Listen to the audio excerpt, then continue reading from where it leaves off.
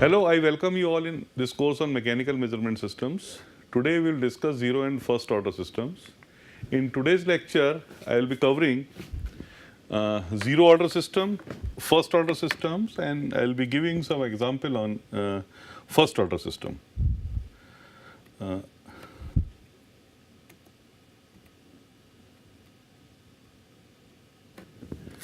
Now, as we know that there is a generalized equation for linear system, that is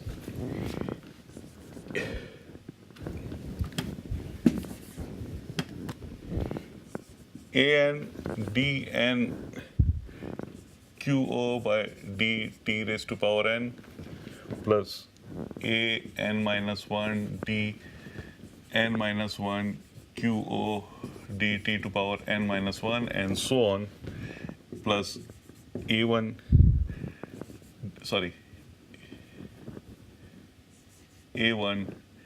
dqo by dt plus ao qo, and this is equal to b and d raised to power m qi by dt m plus b this is m bm minus 1 d raised to power m minus 1 qi dt m minus 1, and then b1 dqi dt plus boq.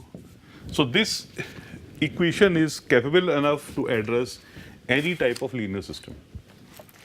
Okay, and it is quite adequate to handle any type of linear system, but in actual practice, certain occurrence of certain incidents or certain combination is so frequent that it requires spatial attention, right? And the simplest possible case of such occurrence is we have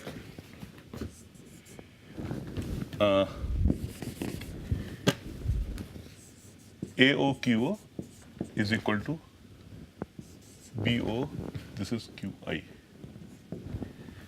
BOQI. This is the simplest combination. In this combination, you will find that there is no T as well.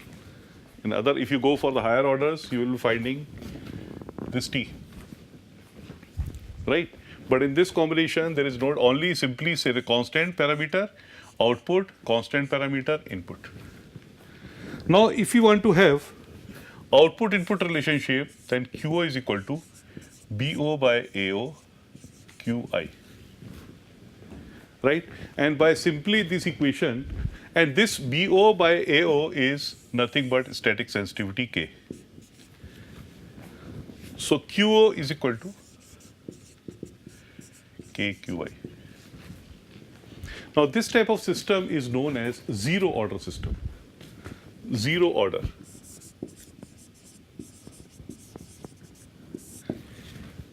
Because order of differentiation is zero here. There is no differentiation, right? For input, we are talking about the input. Sorry, we are talking about the output, not input. Output. Input, we can have this equation. Input, we can have this equation, but here we are, as we are assuming the simplest case, it is going to be like this only. Okay, so QO is equal to KQI. Now, the best example of such type of zero order system is can be a lever.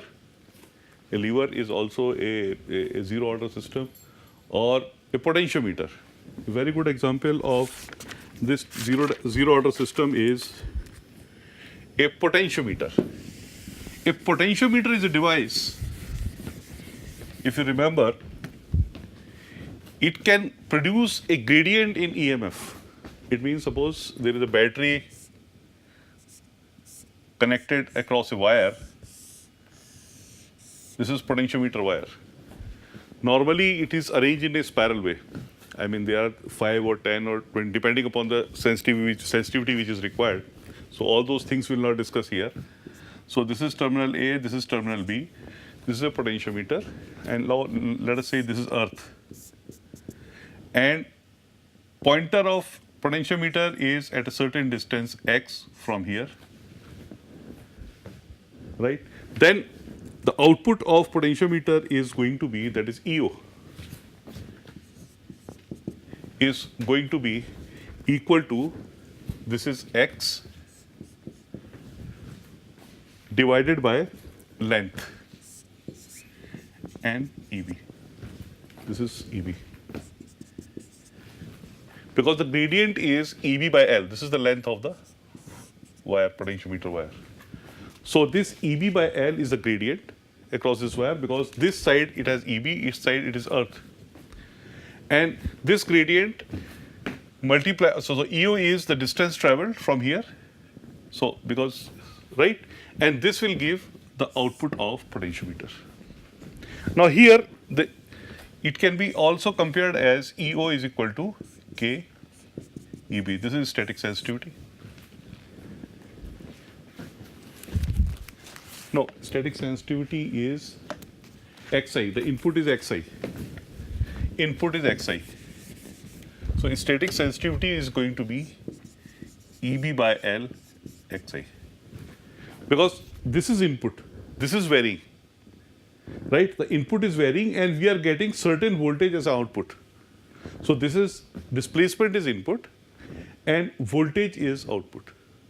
So this is a perfect example of a zero order system, and input output relationship is not dependent upon time. So the moment the input is given Qi, the same form of output you get with T, and the same form of output you get. There is no distortion in the output, right? Or input is not like this. Suppose input is like this.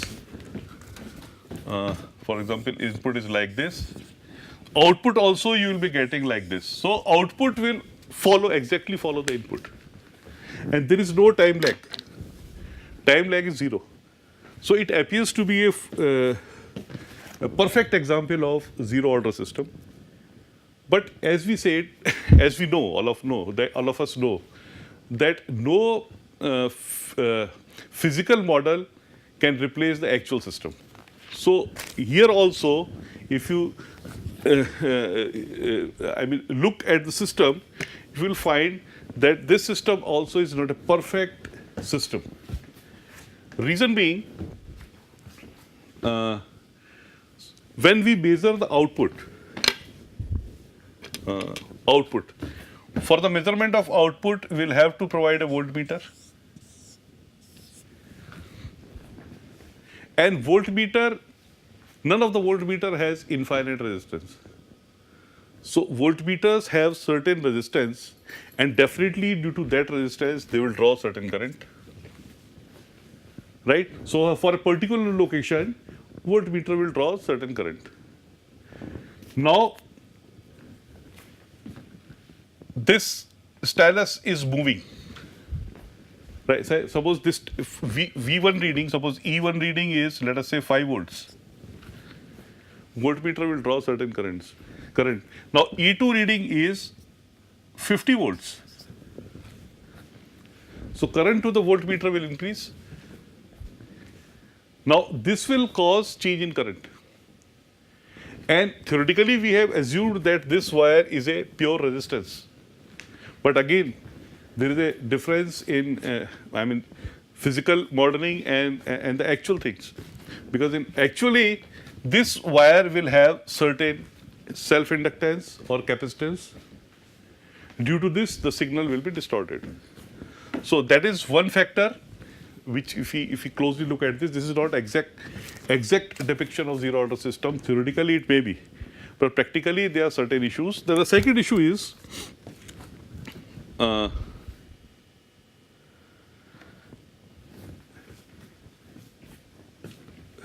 loading effect, right? For loading effect, suppose this I want to measure, because this the zero order system is normally used for measuring the displacement. So when we are using the displacement, so this pointer is loaded this pointer is loaded some displacing device. This pointer is loaded with certain displacing device. That is how it is, the displacement is taking place. Suppose the movement of pointer is in this direction and load is coming in this direction. The inertia of this pointer will also hamper the actual, or it will disturb the actual displacement. So input signal will also get disturbed due to inertia of this pointer, right? So in order to curb that, the pointer has to be as light as possible. This has to be as light as possible, this contact device, so that minimum energy is consumed in measurement. Second thing, the movement has to be very slow. If it is a slow movement, in that case, the capacitance and this reactance in self-inductance in this wire will be minimum. So movement has to be very slow, this has to be very light, but the movement is very quick. So the effect of these induced effects due to induction and capacitance cannot be neglected, right? So this is about the zeroth order system. Now we'll start with first order system.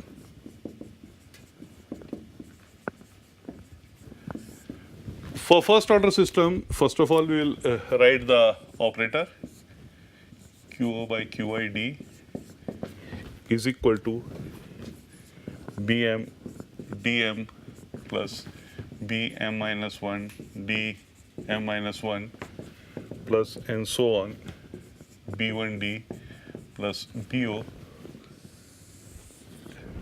divided by a n d raised to power n plus a n minus 1 d raised to power n minus 1 plus a1d plus ao. Right? Now, here we will take output of first order differential. First order differential. Now, if we take output of first order of differential, then we will get A1 dQo by dt plus AOQo is equal to POQi.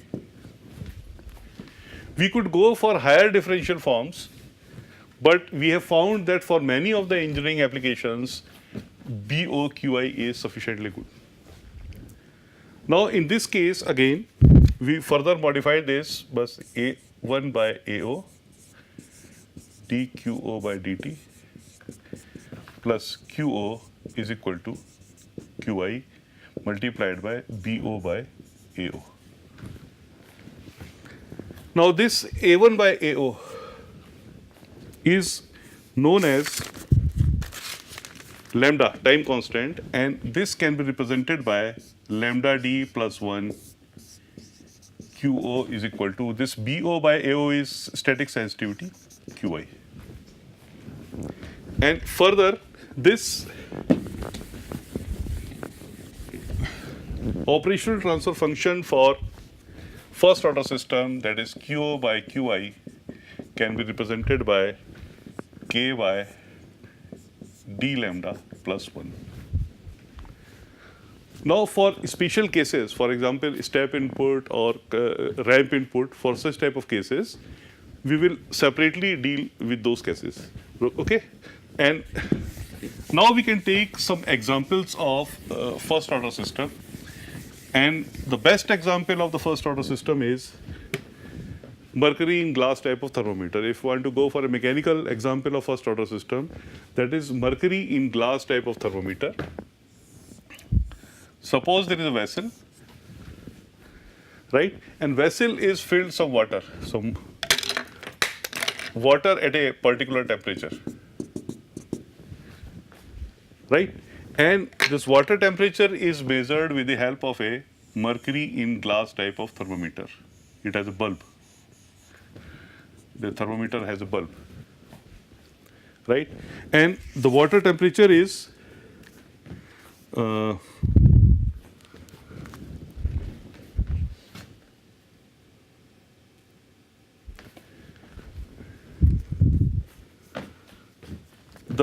water temperature is Ti, initial temperature of measurement. This temperature is TTF, right? And alpha is expansion coefficient, because the mechanism of the temperature measurement is the energy from the fluid, surrounding fluid, enters the bulb, and the fluid in the bulb expands. And when the fluid in the bulb expands, the level of the fluid rises in the capillary tube inside the thermometer. And because when the fluid rises, there is a lag also, inertia lag also. But this inertia lag is negligible if you compare the inertia lag in transmission of heat from the fluid to the bulb and bulb to the inside fluid. So this is often neglected. X is the height of the fluid in the capillary. In these thermometers, it is also ensured that the volume of capillary is negligible in comparison to the volume in the bulb. So it is always assumed that the fluid in the bulb, the mass of the fluid inside the bulb is constant. Now in this thermometer, the height of capillary tube X is multiplied by cross-section area is the volume of the fluid inside this capillary, right? And this change in the volume by virtue of change in temperature is going to be equal to expansion coefficient, K, expansion, right, multiplied by the volume, multiplied by TTF.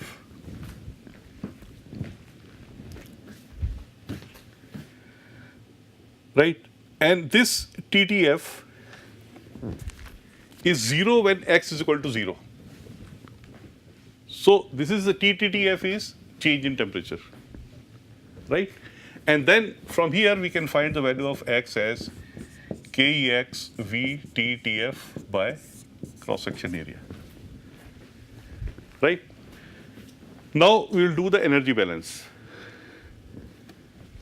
Energy balance means the energy entering the bulb. The energy which is entering the bulb is overall heat transfer coefficient, bulb surface area, initial temperature, this is the initial temperature, and this is the TTF, final temperature of the fluid in the bulb. And because this is energy transfer rate multiplied by dt. This is the energy going into the bulb. No energy is coming out of this control volume. So this is 0. And this energy is used in changing the internal energy of the fluid, mCp delta T. So mCp delta T is going to be volume of the bulb, density of the bulb,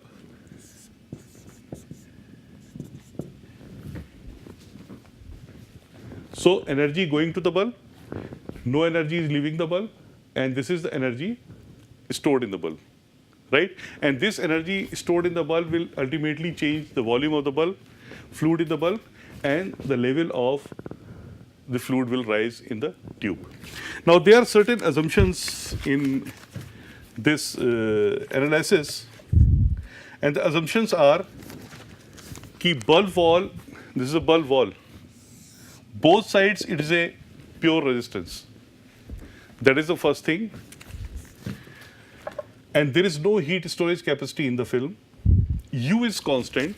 We are assuming here U as constant. These are all assumptions.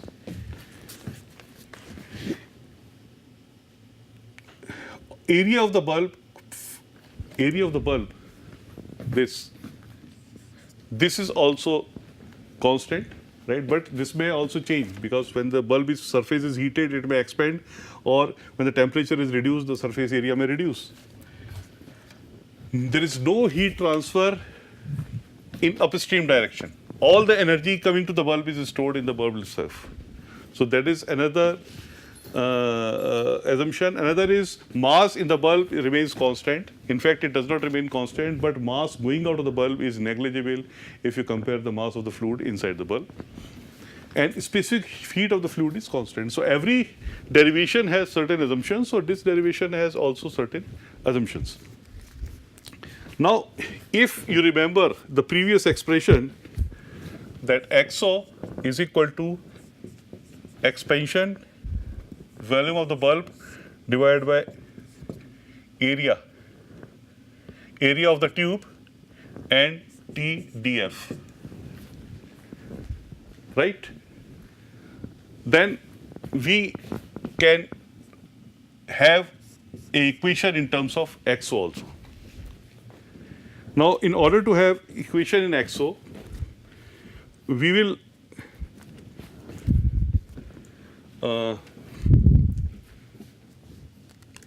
this equation can further be written as, now this equation is modified, VB rho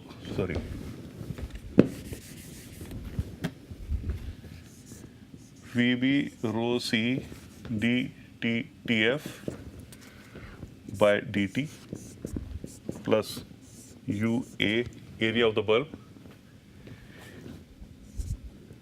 TTF is equal to UAO and TI. This is arranged in a different form. Because this dt has been taken, we have taken the first order, this dTTF by dt, right? Now, this equation, in this equation, if we replace this differential of this with differential of this, now dTTF here, we will get expression in terms of dXO. And the final equation may emerge as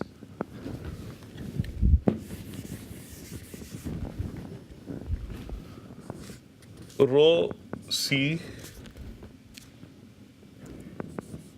A, this is cross-section area of the tube, minus K expansion coefficient dXO by dt plus UA AO AT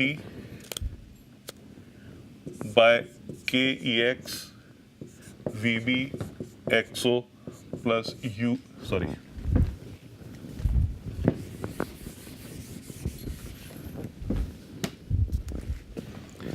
is equal to U AB. Now, if we look at here, we will find that if you compare with this one, lambda d plus 1 into QO is equal to KQI. Right? Now, QO is output, XO. Right? And QI is temperature of measurand. So, now if we manipulate this equation again, we will be getting a time constant lambda as rho CVB divided by UAB seconds, because time constant is always in seconds, and K is equal to static sensitivity as KEX VB by AC.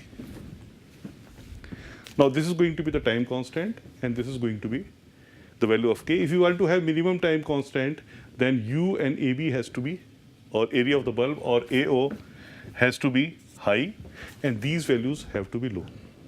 If you want to have static sensitivity high, then this has to be high, this has to be low. Now, regarding this, we can take one numerical, and this numerical says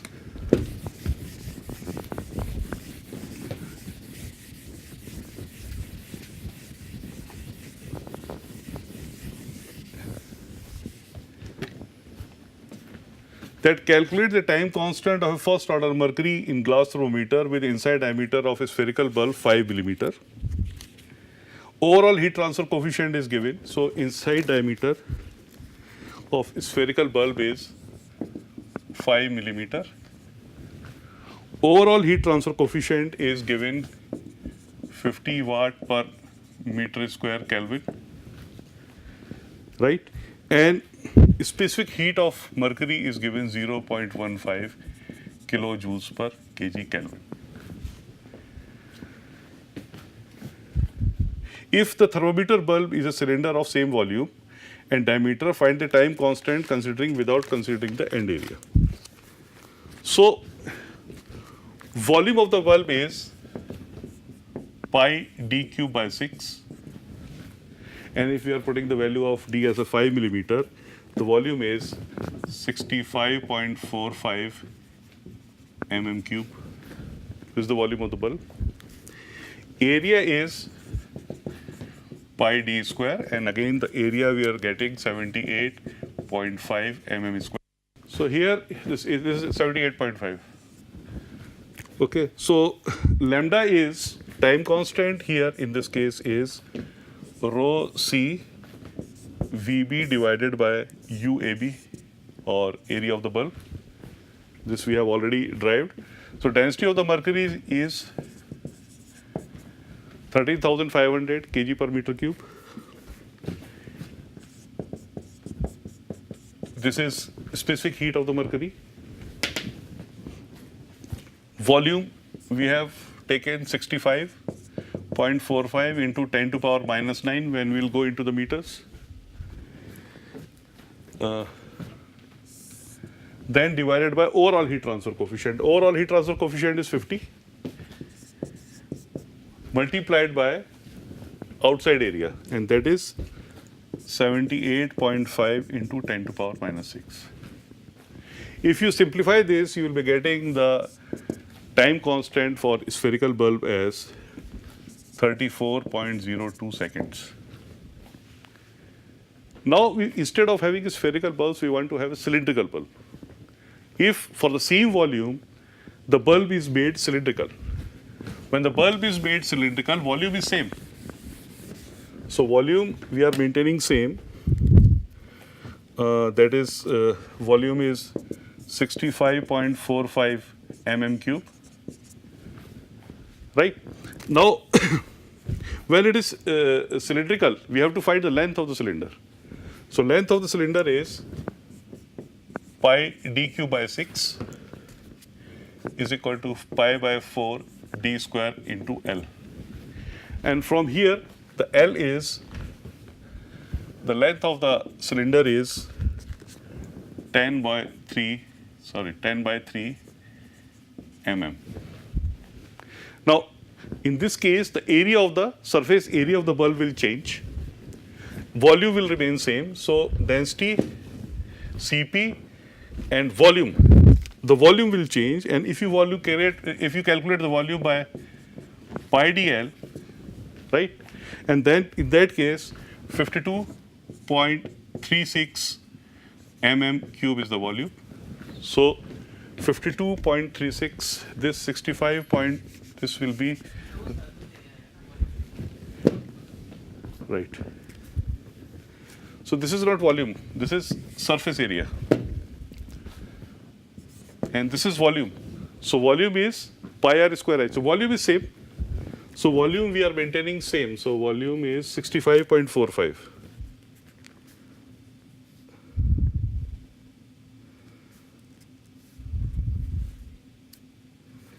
65.45, and this surface area will be replaced by the surface area. That's it, and we will get another time constant. Now, if one side is considered, now we have considered only outside area of the cylinder. Now, if we add the end of the cylinder also, then again the time constant will change, and that because the volume in both the cases is same. So area is going to be equal to 52.36 plus this area will also be added. That's it. So this area is pi by 4 d square. And again, we will replace this area here, volume is same, rest of the things are same, and we will be getting another time constant. So the surface area and volume ratio of cylinder or the bulb also causes the change in time constant and ultimately response of first order system. Detailed analysis of first order system will start in subsequent lecture. Thank you very much.